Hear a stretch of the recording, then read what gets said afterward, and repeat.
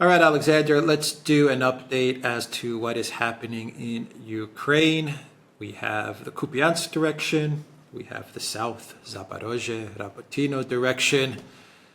We have Zelensky giving a press conference and admitting that the counteroffensive is difficult. That's his way of saying that it's failed. He says it's difficult, but they're making small progress. That's his way of saying that they have failed. He admitted that a big mobilization may take place, or at least he's getting pressured for some sort of big mobilization by the military. That's a pretty alarming statement.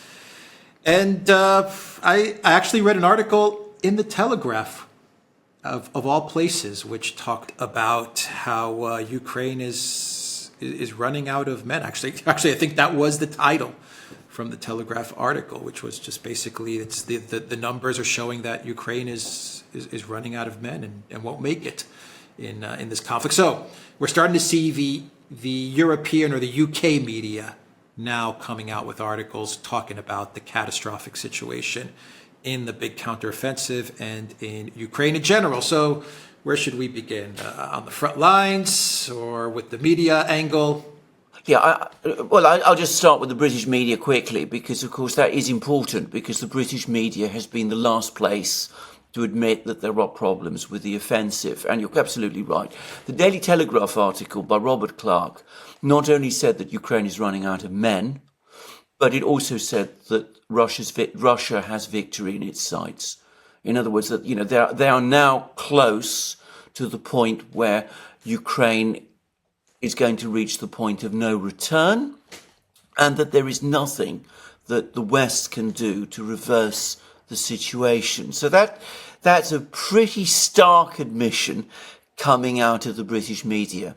And there's been a similar report on the BBC, which you covered, I think, in one of your broadcasts. So we've had lots of things. We're having things like that in even in Britain.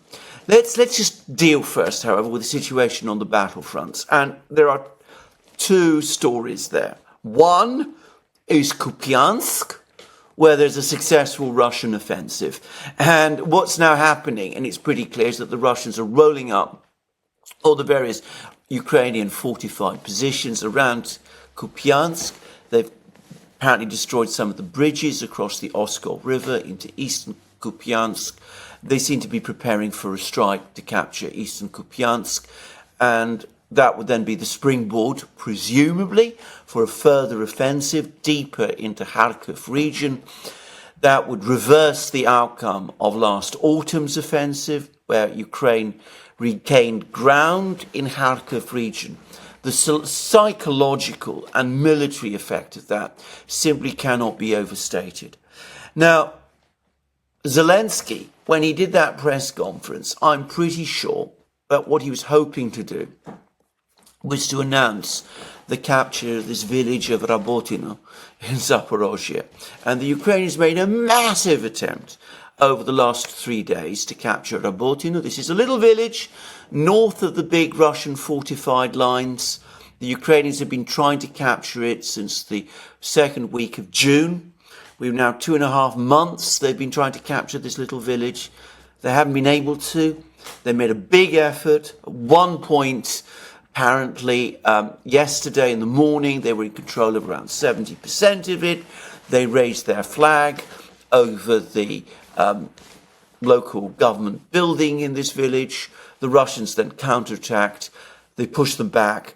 Very last report I've seen is that the Ukrainians have been pushed out of Rabotino completely. But that, I should stress, is a fluid situation. It might not be the case. Today is Ukraine's Independence Day. It seems that Ukraine was trying to capture Rabotino to celebrate, to have a victory, to celebrate they finally captured this village. It seems that the Russians have acted to prevent that. And it left Zelensky looking, I thought, rather deflated over the course of that news conference. So he's not really got his F-16s. They're not coming, for months, probably only a few next year, none before the summer. He's not got his Gripens. He's not got Rabotino either. And we've had admissions from the British that Ukraine is running out of men. And we've now had statements from Zelensky himself, which say in effect the same thing, that the Ukrainian military now are worried that they're running out of men. Their losses are so high that they want a general mobilization. And that's a pretty grim situation for Ukraine to be in. Now, there's been another development, and which is that we've had an article in the New York Times, which is all about a conference, a video conference, which brought together Mark Milley, the chairman of the Joint Chiefs of Staff. He's still chairman. He's not going to be that for very much longer, but he's still there. There was Cavalli, who was the commander-in-chief of NATO, American general. He's the commander-in-chief of NATO in Europe. There was Radikin, who is actually an admiral. He was the British chief of staff. So the British were also involved. And there was Zelensky involved as well. And according to the New York Times, the Western leaders, Milley, Cavalli and Radikin, they all told Zelensky, stop your offensive in Bakhmut. Give up on Bakhmut. This is a distraction. You're not getting any kind of progress there at all. Pull back, go on the defensive in Bakhmut. Reassign all your remaining men from Bakhmut to Zaporozhye and launch your attack there. Throw everything you've got left, despite all the losses you've suffered, on one last big throw to break through to Melitopol with all the remaining men that you have, you've had at Bakhmut.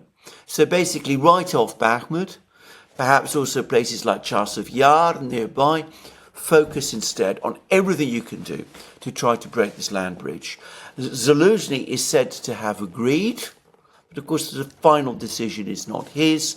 Up to this point, we've had lots of reports that Zelensky himself has not been happy with the Bakhmut counterattack, but we can see that the pressure is now on, that they're now really putting all their chips on one number, hoping that the next spin of the dice will enable them to at least achieve something before Ukraine finally runs out of men, ammunition, and the rains close in. Yeah, but my question with this Melitopol strategy, first of all, I find it very interesting that so many publications are now talking about Melitopol. This really wasn't talked about much a month ago. The city of Melitopol. And this is what we're talking about. We're not talking about a small village of, 50 people. No. This is a small city, Melitopol. So my question is, why all of a sudden are we talking about Melitopol? Melitopol still doesn't get you to the Sea of Azov, which was the main objective. You have another city, I believe Tokmak, that you have to get through before you get to Melitopol. And if you're going to throw everything you have now in this direction, even if we give the Ukraine military the benefit of the doubt and we say they break through the security zone, they get to Tokmak, break through there, and they eventually get to Melitopol, what is the calculation from Milley and these collective West generals that they'll be able to take over Melitopol in a week? I mean, is that really realistic? I mean, we're about to head into winter in 2 months. I mean, this sounds so... I mean, I thought these guys were generals. I thought these guys were military professionals. It sounds like they really don't care. That's what it sounds like to me. It sounds like, Milley's sitting there saying, just Zelensky's illusion. Just how many men you have in Bakhmut? Whatever. Just throw them in the south and just buy us some time. I mean, that's the impression that I'm getting. Does it make sense? Even if they did make a breakthrough, how do you hold these areas when you've lost all your men? Yes. I mean, how does that work? You're absolutely correct, and I think there's a lot of things to say about this. The first is this, and I think this is an important point. This is supposed to be a war a war in which the West is supporting Ukraine. They're not supporting Ukraine. They're trying to micromanage Ukraine's war. They are trying to make decisions. Ukraine. Exactly, but they are forcing Ukraine to adopt their strategy. Now, it may be. I mean, I personally don't understand what Ukraine's been doing in Bakhmut myself. We've been talking about this for months. But, I mean, at least that was Ukraine's decision. Now we see that not only does all this Western military aid come with strings attached, but it gives the Western powers, the United States, Britain, think that it gives them the right to give orders to Ukraine. Now, we're not naive people. I mean, the last thing anybody would say about the two of us is that we're naive people. We've known this all along. But look how completely the mask has fallen now. Till a few months ago, it was Zelensky makes this decision, Syrskyi makes this decision, Zelensky makes this decision. Zelensky was Napoleon, if you remember. Syrskyi was Caesar. Zelensky was Churchill. And this article in the New York Times basically is telling us they're actually really puppets on an American string. It's the Americans who make these decisions. What is supposed to be a war to preserve Ukraine as an independent country, we see that it has no capacity to make independent decisions because it is the United States that makes those decisions for it. That's one thing. The second is the utter callousness of what is being asked of Ukraine, because again, the New York Times accepts that this attack towards Melitopol will incur enormous losses for Ukraine. Just go ahead, carry out these losses, be less risk averse, throw away thousands more lives in battle. The Ukrainians are being criticised, wrongly as it happens, for trying to conserve lives. They're not actually. I mean, if you read Russian accounts, they think that the Ukrainians are being profligate with the lives of their men. If you read Ukrainian accounts, increasingly they think the same. But as far as the West is concerned, as far as the United States is concerned, they're not being profligate enough. They should be sacrificing even more lives to achieve objectives decided for them by the Americans. The third is, it's absolutely clear that the Americans, the United States, all along has been obsessed with Crimea and control of the Black Sea. Now, to my mind, this is what a large part of what this conflict in Ukraine has been about, all the way back, going all the way back to 2004. They want to somehow reach, if they can't reach the Sea of Azov, at least to cut the land bridge by getting Melitopol, shelling Crimea as well. They want ultimately to get control of Crimea. It's a US objective, even more than it is a Ukrainian one. And the Ukrainians are being sacrificed so that the US can achieve it. The US is prepared to give up Ukrainian ground in the Donbass, in Bakhmut, in Kramatorsk, in Slavyansk, in all of these places, so that it can hope, perhaps, to gain access to the Black Sea. And that's a startling thing. And the last is exactly what you said, that these are not really generals. These are political officials. Milley, Radakin, Karoli, they must all know that what is being demanded of Ukraine is militarily impossible. They've only got a few weeks to do it. They're not going to be able to capture Melitopol or even Tokmak. US intelligence has already said as much. And yet they're pushing Ukraine to do that because their political masters in the White House, in the National Security Council, in the State Department, in the Pentagon as well, are telling them to do that as well. So these are not, properly speaking, generals. They are simply messenger boys. acting for the neocons, civilians, or without exception, who are the people who are really in charge. Yeah, I wonder how much of this obsession with Crimea actually does originate from the United States, or if this is the UK whispering in the US's ears about. That's a very good question. I don't know. That is a very good question. You know, there's history and emotion wrapped up into all of this. I don't know. Absolutely. I mean, you know, Jeffrey Sachs, who we've done programs with, talks about the British waging the Second Crimean War, and this is what increasingly this is starting to look at. If so, I mean, and bear in mind, we have a British admiral participating in this video conference. I mean, what is he even doing there? I mean, but he was there, and you know, this is an admiral, so he's interested in establishing a base, a British base in the Black Sea. I mean, it's astonishing stuff and utterly delusional stuff. But we could see that this is now apparently shaping US policy. The neocons seem to be fully in on all of this, and they're bullying Ukraine to pursue this strategy, even as they admit that it will throw away the lives of thousands upon thousands of Ukrainian men. I have to say, I find this absolutely chilling, that one country or group of countries, the United States and Britain, are prepared to tell another country, Ukraine, to disregard the lives of the men it's sacrificing. Yeah. That's why Ukraine will not and can never win this war, because they're not fighting a war for Ukraine. They're fighting a war for their masters in the West. Yes, and they're the ones that are taking their best interest to heart. They're not taking the best interest of Ukraine to heart as they fight this war. They're thinking about what they want and their best interests and their profits and their gains.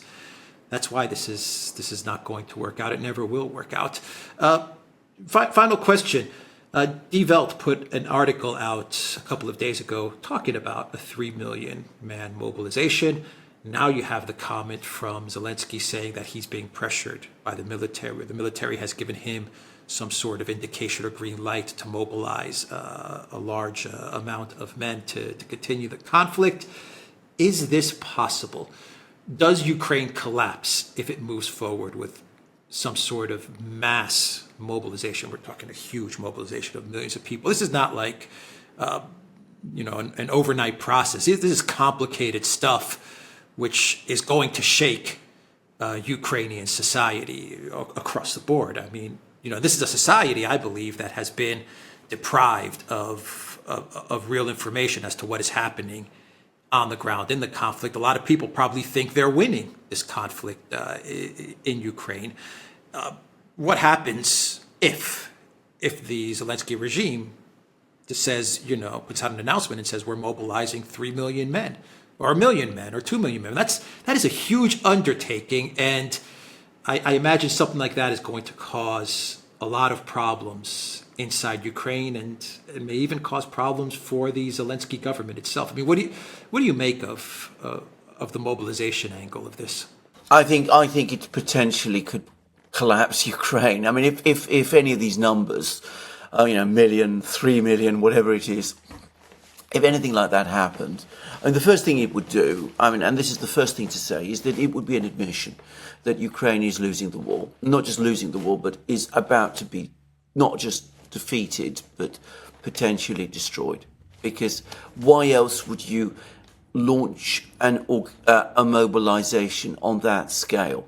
Now, a Ukrainian public that has been fed for a year and a half with a narrative of victory is going to take that very badly. Now, we've already had articles in the Washington Post saying that morale in Ukraine is sagging, that people are beginning to despair as the news from the offensive the good news has not come.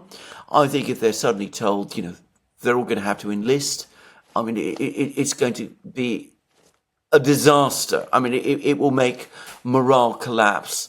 And the logistics of this are impossible. Calling up 1 million men, 3 million men, there isn't the time to train them. There isn't the time to equip them. what do you equip them with anyway? I mean, the West is out of tanks to send to Ukraine. The F-16s, as we saw, aren't coming until next year, probably not before the summer of next year, and not in significant quantities. The artillery is running out of shells. The Russian army is getting stronger. There isn't the time to provide training. There isn't the time to provide organisation. It will have a catastrophic impact on the Ukrainian economy if all these people are called up, whatever is left of the Ukrainian economy, which isn't very much. I mean, if all the men have been called up, who's going to, for example, grow the food in the Ukrainian fields? I mean, that kind of thing. So, not to mention the effect it will have on, the women in Ukraine who lose their husbands, the children who lose their fathers. The whole thing is just, it's borderline insane to do something like this, at least on the kind of scale that people are talking about. And the mobilization has already been unpopular in Ukraine. We're getting more and more reports about more and more people in Ukraine, named people who've been killed or wounded in the war. Over 60% of Ukrainians know at least one person who's been killed. Most of them know more than one. As I said, Ukrainian society will collapse if it's expected to go through something like this. And the organizational and logistical and training challenges are impossible. And if you got through the point where all of that happened and were able to send, 1 million men into battle, you could only send them presumably with light weapons, old Kalashnikovs and that sort of thing, because the tanks and the artillery and the machines that they would need to fight against this increasingly powerful Russian army simply don't exist. It's a crazy idea, and to me it looks like mass murder. The only thing that might make some sense is that, as said, allegedly there's 200,000 men in the active service Ukrainian army. Probably that has suffered huge numbers of losses by now. The Russians say 45,000 in the last 2 months killed. So, call up another 100,000 to make up the numbers. Perhaps Ukraine could carry that out. Perhaps the Ukrainian military could absorb it, but it would not change the realities on the battlefields. What Ukraine needs to do, to wrap up the video, they need to capitulate. Yes. They need to surrender. Yes. Like yesterday. Yes. Yes. But of course they're doing the opposite. They're passing a law which says that it's illegal to even suggest territorial concessions to Russia. They're boxing themselves in even further. They are, in effect, playing the game of fighting this war to the last Ukrainian. And when you read that article in the New York Times, it seems that the Western powers are almost ready to do that. And when you look at what the Ukrainian leadership is doing, it seems that they're almost ready to do that as well. This is turning into a tragedy on a biblical scale. All right. We'll leave it there. Duran.locals.com. We are Rumble, ODYSEE, BitChute, Telegram, and Rockfin. Go to Duran Shop, 10% off. Use the code. Good day. Take care.